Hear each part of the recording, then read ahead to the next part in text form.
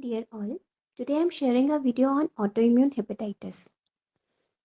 If we see autoimmune hepatitis, it is an immune mediated process that destroys the liver but responds to immunosuppression. What leads to autoimmune liver diseases? There are certain genetically susceptible people.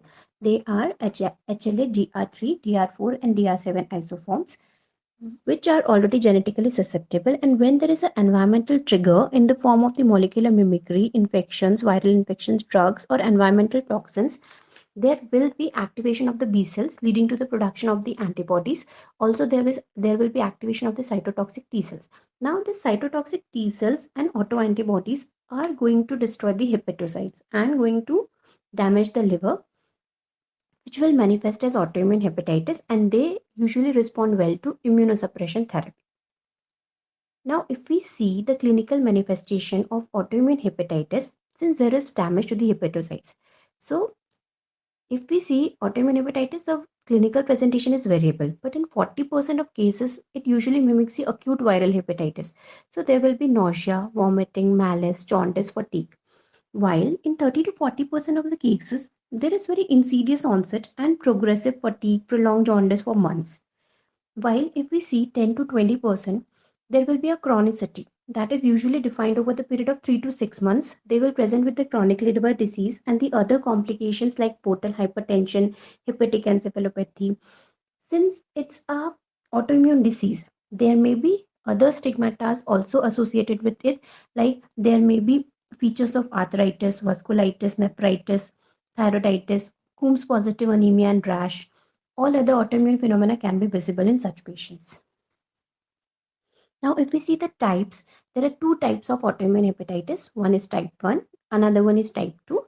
The type 1 is usually responsible for 60 to 70% of cases, while type 2 is responsible for 30 to 40% of cases. If we see type 1, the main antibodies playing role are anti-nuclear antibody, anti-smooth muscle antibody, anti-actin antibodies. While if we see type 2, it is basically the antibodies against the liver kidney microsomal antibody type 1 and type 3. Also, it may be anti-liver cytosol type 1.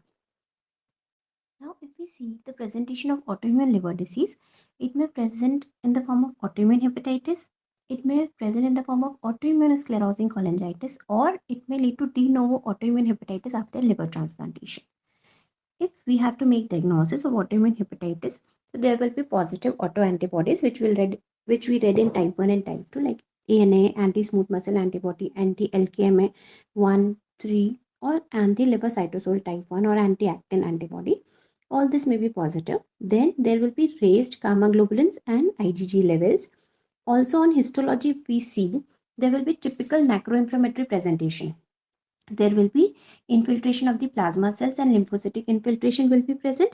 Along with that, there will be a piecemeal necrosis, bridging necrosis will be present, and few parts of fibrosis and necrosis will be visible on that.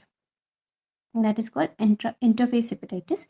Also, it's a diagnosis of exclusion, autoimmune hepatitis.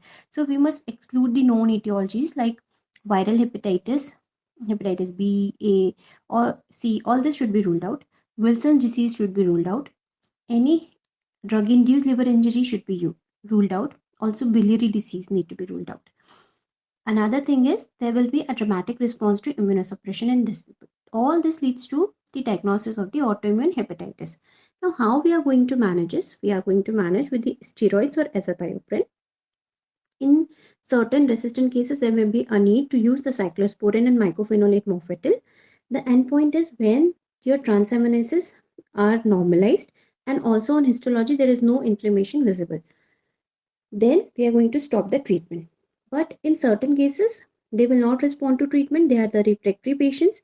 Also, there may be an acute fulminant liver failure, or there may be an end-stage liver disease. In such cases, liver transplant is the only option they have. Thank you.